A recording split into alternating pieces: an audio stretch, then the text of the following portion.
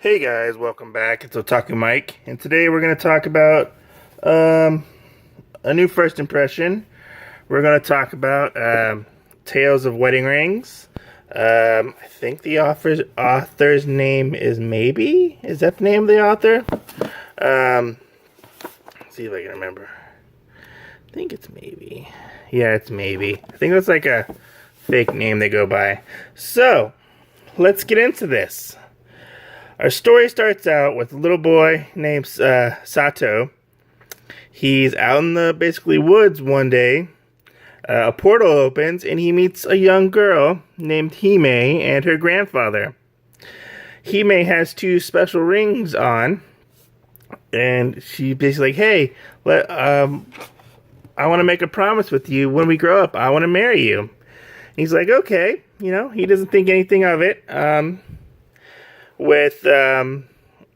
They grow up, they go into like high school. Hime asks Satou to go to the festival, but she has an ulterior motive because they have a fun time at this festival, but she's leaving to go home, and she won't tell him where she is going, and so one night while he's pondering over like what to do, basically, he sees this light off in the distance in the forest. He goes there and he's like, Hime, like, wait, like, don't go. She's like, I have to go back to my world. He's like, what are you talking about, basically? And as she goes through the portal and the portal is about to close, he jumps through it. Yep, that is right. He just jumps through the portal. And he ends up at that's some of the first volume right there. See, there's some of the artwork. He ends up smack dab in the middle of a wedding ceremony. That's right. Hime is gonna get married. And he's like, what? Like, what's going on? And then as this is all happening, a monster attacks the ceremony, and Hime puts the ring onto Satou, giving Satou the power to defeat the monster from the abyss, which is pretty cool. And he becomes, well, they get married basically within the first chapter, and he gets the power to the power of light to defeat the monster of the abyss, and he is now in this new world as the Ring King. And the Ring King has to stop basically the monster of the abyss from trying to destroy the world, or their world basically. And more monsters attack, and as they're fleeing, they get overwhelmed by these other monsters later on. Like a day or two passes, and he starts to learn more and more about this ring that he got, and like what's the responsibility and stuff. And so he finds out that this is just one of 5 rings, and the original Ring King made these 5 rings, and he used them to seal away the abyss, and he gave them all to his brides, for one for each kingdom. And the Ring King has to go marry these brides and like basically get them to give up their ring and marry them, because the bond of the Ring King with his wife strengthens the bond, their magical bond of the ring. But little does Satou know that, he does have feelings for Hime. Hime also has feelings for him, and, she chose him for a reason. Like, she did not want to marry the random guy, the random prince guy from another kingdom. And, they decide to actually get married and go through it and, be basically husband and wife.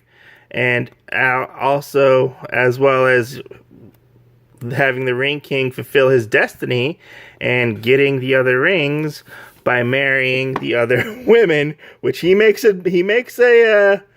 point about this. Isn't that polygamy? And he's like, what? Like, yeah, it's polygamy. And but one thing I really like about this is I really like the relationship so far between Hime and Satou. I feel like it's a really good relationship. Like, their relationship can grow because they were childhood friends. And I want to see where it goes from here and how they interact with the other brides, I guess you could say. The 4 other brides. Because by the end of this book, they're off to go look for the next one. To basically save their world. But you can tell, like, they really do want to be together, and they do actually really do care for each other, which is very, I really like it, because a lot of times you get the, will they, won't they end up together, and they make it, they state it pretty much in the first volume that, hey, yeah, they want to be together, which is pretty cool, and, like, you get to see their relationship evolve. One thing I really like about this also is the setting that the world is in. It's kind of like a Lord of the Rings type setting, which is pretty cool. I mean, the author, the mangaka even makes reference in the back of the book to Lord of the Rings at one point, where they're like, I watched and I watched all 3 Lord of the Rings films and almost died, and I got nothing for my book, which was really funny. But yeah, I really love the characters. I love the artwork. Like, the artwork is a lot of fun. It has kind of like a grittiness to it at some points, like especially when they're fighting and stuff. I love the characters. The characters are so charming, and yeah, I really want to see where this goes. I got this honestly because of the cover. I thought the artwork on the cover was really interesting, and I bought it like spur of the moment, and I'm happy I bought it. You can go check this out from Yin Press. It's a fun ride. If you like fantasy, you like Lord of the Rings, go check this out. You will not be disappointed. It's a fun ride, and yeah, there's a harem in it, but I feel like this harem might be different. I have yet to read the second volume, but I like what they established in this first book. And it hooked me, and I want to know what happens throughout the manga. You even get like little bits in the back about like the history of the world, which is pretty interesting when you go through it.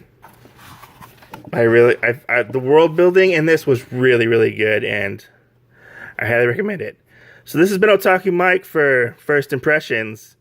I hope you guys enjoyed this. If you're new to this channel and you enjoy what I put out, please consider subscribing and go check out some more of my old stuff. I'll catch you later. Let me know in the comments below if you want to check this out or you have checked this out, and give me your opinion on it. I give it 2 thumbs up.